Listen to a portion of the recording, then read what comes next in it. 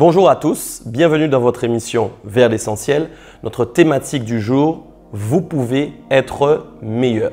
Vous savez, quand on parle de sainteté, on a l'impression parfois que ça peut être inaccessible parce que beaucoup de personnes regardent à leur imperfection, leurs défauts, leurs erreurs.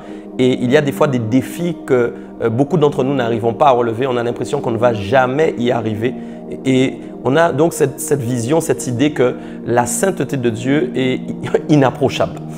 Il y a des textes très précis qui nous donnent des indications pour nous encourager, nous valoriser et nous dire que Dieu a tellement bien fait les choses qu'il est possible pour toute personne de devenir saint. C'est pourquoi je veux dire dans ce message, je veux te dire, toi qui regardes, tu peux être meilleur. N'écoute surtout pas tes pensées négatives dicter ta vie et te faire devenir la mauvaise personne que tu entends justement dans ton esprit.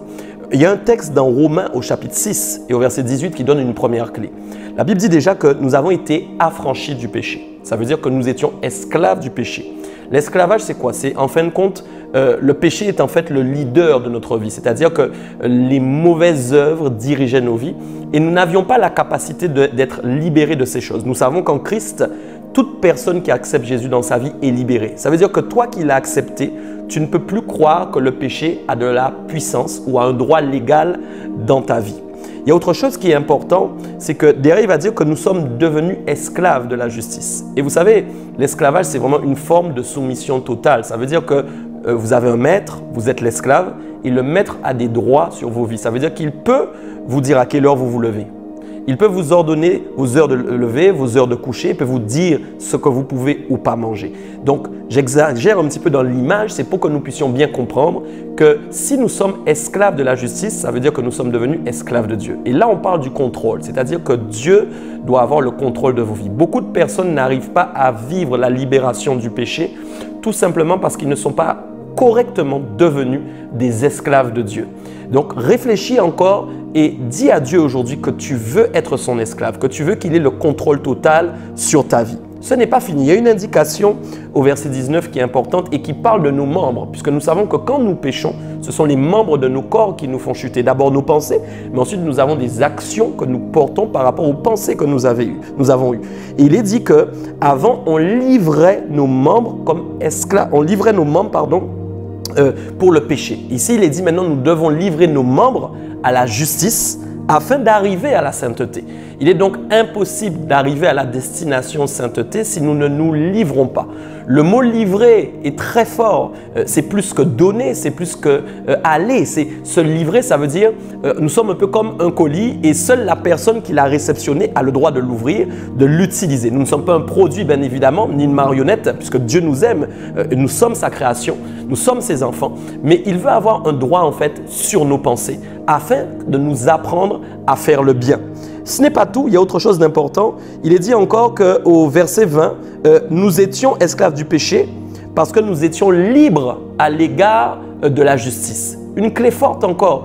Pourquoi quelqu'un reste esclave du péché? Tout simplement parce qu'au niveau de la justice, il se permet une certaine liberté. Cette liberté correspond à quoi? Tout simplement au fait que des fois, nous n'avons pas d'égard envers la justice de Dieu. Nous ne sommes pas inquiets de ce que nous sommes en train de faire. Et quand nous péchions, nous n'étions pas plus inquiets que ça au niveau de notre conscience et de nos pensées parce qu'il n'y avait pas en fait la loi de Dieu à travers le Saint-Esprit qu'il a inscrite dans nos cœurs qui résonnait pour nous faire ressentir que nous sommes en train de faire mal. Il y avait donc une forme de liberté totale. Mais j'aimerais vous dire qu'aujourd'hui en Christ, vous ne pouvez pas être libre à l'égard de la justice. Au contraire, vous êtes maintenant enchaîné à l'égard de la justice de Dieu. Ça veut dire que l'Esprit de Dieu qui habite en vous alimente vos pensées pour vous faire savoir ce qui plaît à Dieu et ce qui ne lui plaît pas. C'est là l'esclavage vers la justice, c'est-à-dire que nous sommes poussés à faire le bien et même quand nous faisons mal, nous sommes capables de nous relever parce que nous n'avons plus cette liberté à l'égard de la justice. J'aimerais encourager quelqu'un. Peut-être qu'aujourd'hui, ta conscience même n'avait pas encore cette perception. Et je prie pour toi maintenant au nom de Jésus-Christ que tu puisses être de ceux qui honorent, qui font attention et qui veulent plaire à Dieu et qui portent une attention réelle envers la justice de Dieu. Enfin, il y a un dernier point qui se situe au verset 23. Il est dit « Car le salaire du péché, c'est la mort, mais le don gratuit de Dieu, c'est la vie éternelle en Jésus-Christ. » Là aussi, nous devons prendre conscience que le péché a un salaire et ce salaire, c'est la mort. Quand on reste esclave du péché, quand on laisse le péché nous dominer, la mort nous attend. Si nous avons conscience que c'est la mort qui nous attend, nous allons avoir une haine contre le péché. Nous n'allons plus avoir le désir de tomber dans ses travers. Et il dira plus loin, regardez la force de Dieu, il dira, mais le don gratuit de Dieu, c'est la vie éternelle en Jésus-Christ. Ça veut dire que la vie nous a été offerte, mes amis, mais vous n'avez pas eu de salaire à payer pour obtenir quelque chose, puisque la Bible nous dit que c'est un don gratuit.